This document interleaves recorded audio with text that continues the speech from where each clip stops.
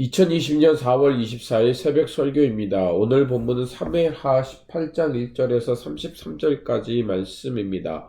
오늘 본문은 압살롬의 죽음과 이를 슬퍼하는 다윗에 관한 말씀입니다. 본문을 다 읽진 않고 8장 1절에서 18절까지만 읽도록 하겠습니다.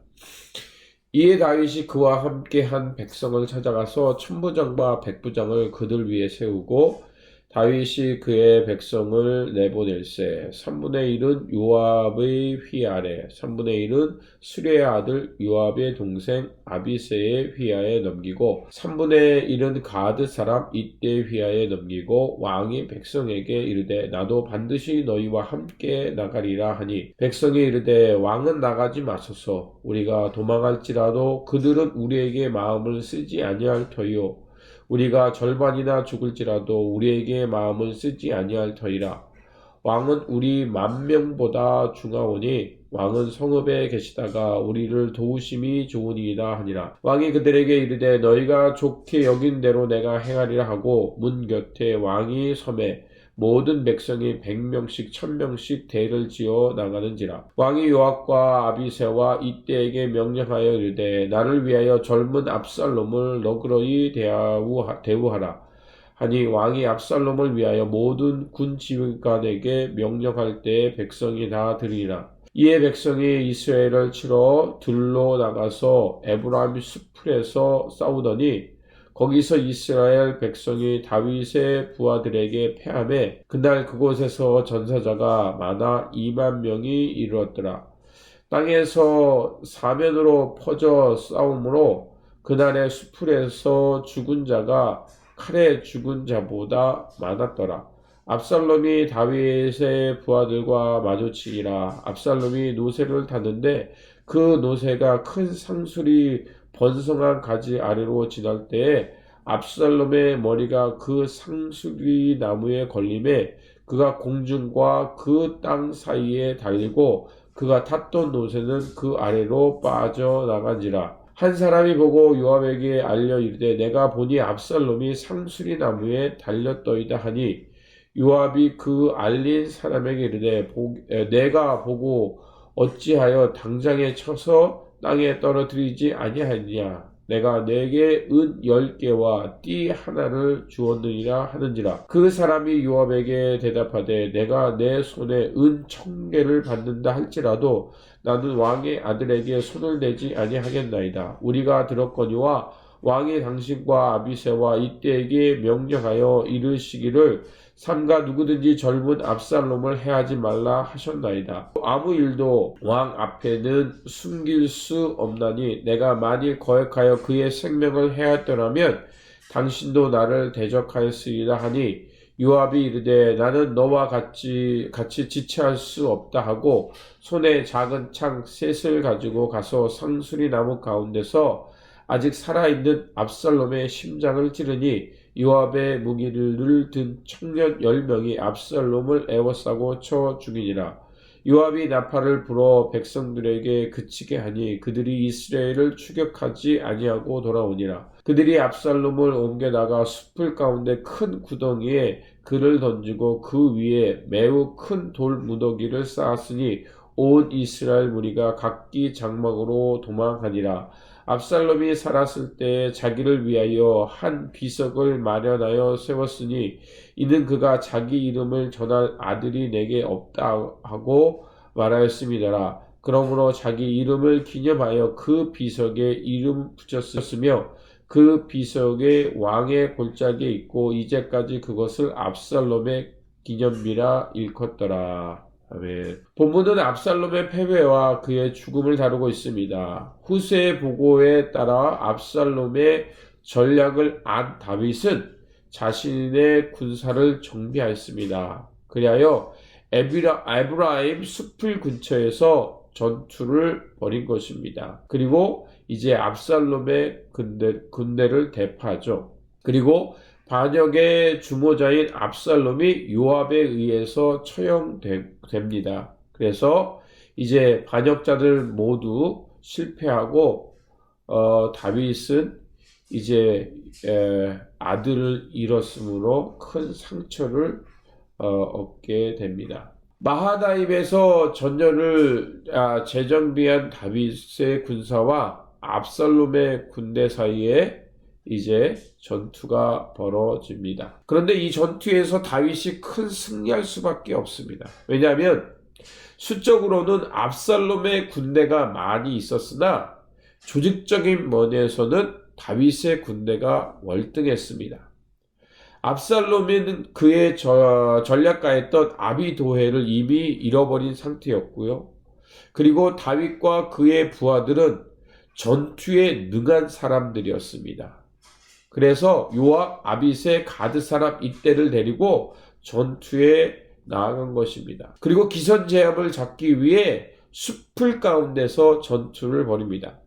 이거는 군사가 적은 사람들이 평야에서 전투를 하게 되면 수적으로 밀리기 때문에 불리합니다. 하지만 숲풀 가운데서 전투를 하면 어떻습니까? 아무리 수가 많아도 그 숲풀 때문에 각계 전투를 할 수밖에 없습니다. 그때는 결국 군사적으로 훈련이 잘 돼 있고 그 전투에 능한 사람들, 전투의 경험이 많은 사람들이 이길 수밖에 없는 것입니다.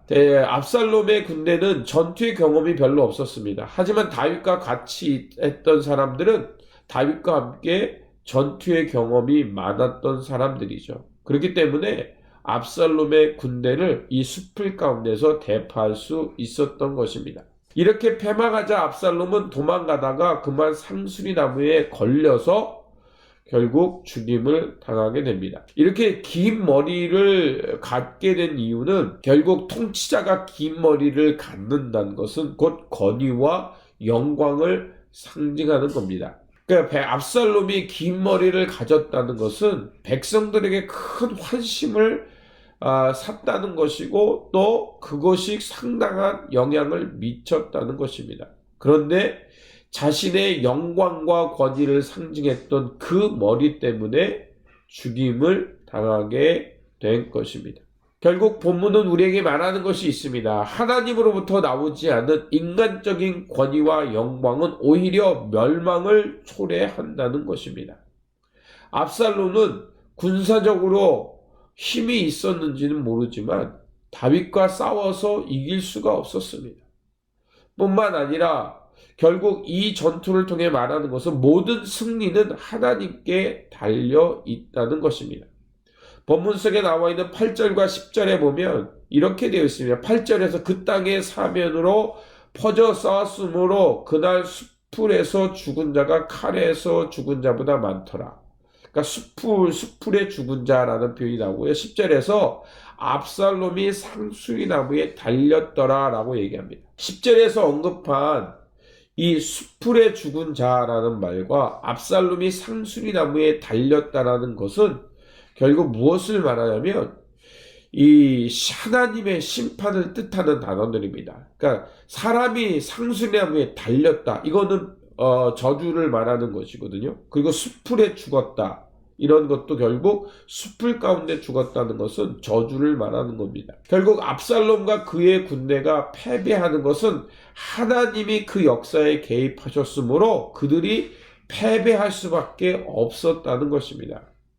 패배의 결정적인 요인은 물론 압살롬이 아히도벨의 계략을 따르지 않고 후세의 계략을 선택하는 것입니다. 하지만 이렇게 된 것은 17장 14절에서 여호와께서 압살롬에게 화를 내리려 하사라고 말하고 있는 것처럼 결국 하나님이 그를 이렇게 심판하기 위해서 그러한 선택을 하게 하셨다는 것입니다. 압살롬은 자신의 주제를 제대로 파악하지 못하고 왕이 되려 하는 그 교만과 야욕 때문에 결국 멸망당한 것입니다. 우리가 알아야 할 것이 있습니다. 누구든지요, 자신을 드러내고 자신의 그 분수를 알지 못하면 우리가 이렇게 하나님 앞에서 교만하게 되고 어리석은 선택을 하게 됩니다. 시편 127편 1절에서 2절에 보면 이런 말씀이 있습니다. 여호와께서 집을 세우지 아니하시면 세우는 자의 수고가 헛되며 여호와께서 성을 지키지 아니하면 파수꾼의 깨어 있음이 헛되도다. 너희가 일찍 일어나고 늦게 누우며 수고의 떡을 먹음이 헛되도다. 그러므로 여호와께서 그의 사랑하는 자에게는 잠을 주시는도다. 아멘. 그렇습니다. 결국 하나님이 함께 하시고 그 역사에 개입해 주셔야 결국 집이 쓰고 성이 쓴다는 것입니다. 아무리 우리가 열심으로 수고의 떡을 먹어도 하나님이 함께하는 역사에 하지 않는다면 그의 수고는 헛되다는 것입니다. 히스토리를 누군가가 이렇게 말하는 것을 들었을 겁니다. 히스토리, 히스토리. 바로 역사는 하나님의 역사라는 것입니다. 하나님은 오늘도 만유의 주가 되셔서 당신의 역사를 써가고 계신다는 것입니다. 점이 모여서 선이 되듯이 하나님과 함께하는 우리의 일상이 모여서 하나님의 역사가 될 것입니다. 그 역사 속에 일하시는 하나님의 주권을 잊지 말아야 합니다. 그리고 우리는 먼저 하나님 나라와 그분의 의를 구하면서 진리를 따라 살아갈 때 우리는 하나님께서 써가시는 그분의 역사 가운데 함께하는 삶이 될 것입니다.